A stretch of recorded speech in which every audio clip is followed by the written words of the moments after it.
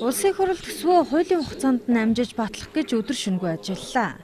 Харин одоо 4 өөр янзын сонгуулийн тухай хуулийг 12 дугаар сарын 31-ний өдрөөс өмнө амжиж нэгтгэх байдлаар сонгуулийн хуулиндаа өөрчлөлт оруулахаар ажиллаж байна. За гэтэл үүнтэй зэрэгцэж эцэг хуулинд өөрчлөлт оруулах том ажил гарч ирсэн.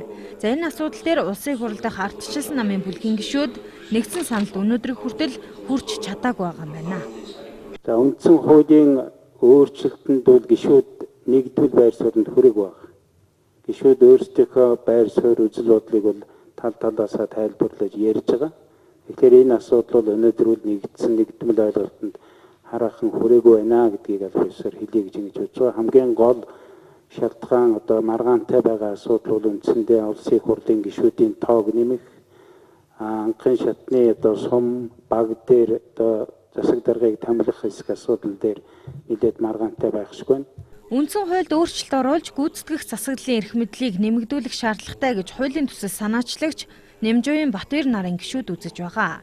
Харин бие дагч гишүүдийн төлөөлөл дээрх саналыг эсэргүүцэж байна. Өөрөөр хэлбэл ганц хүнд бүх эрх мэдлийг төвлөрүүлж болохгүй.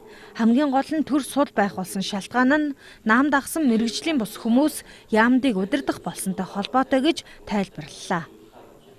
Их хурлдаа хяналтгүй засгийн газар ганцхан дураараа тонхочдог одоо ийм болгочих юм бол юу болох вэ гэж 5-7 байхгүй л болно шүү дээ. Өнөөдөр бас их хурлын парламентын хяналтанд байгаа учраас бид нар энэ засгийн газрыг бас нэг хазаар дөнгөөд байгаа байхгүй юу? Одоо энэ хазаар энэ мултлаад баг ногтын аваад чөлөөтэй тавьчихъя гэдэг нь шүү дээ. Засгийн газрыг энэ хуулиар тийм байж болохгүй гэж бодож байгаа юм. Тэгэх юм бол аюул болно гэж.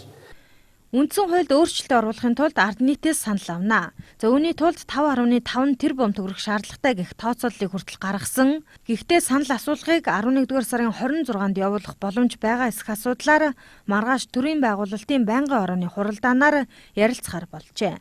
Баццэг мэдээллээ.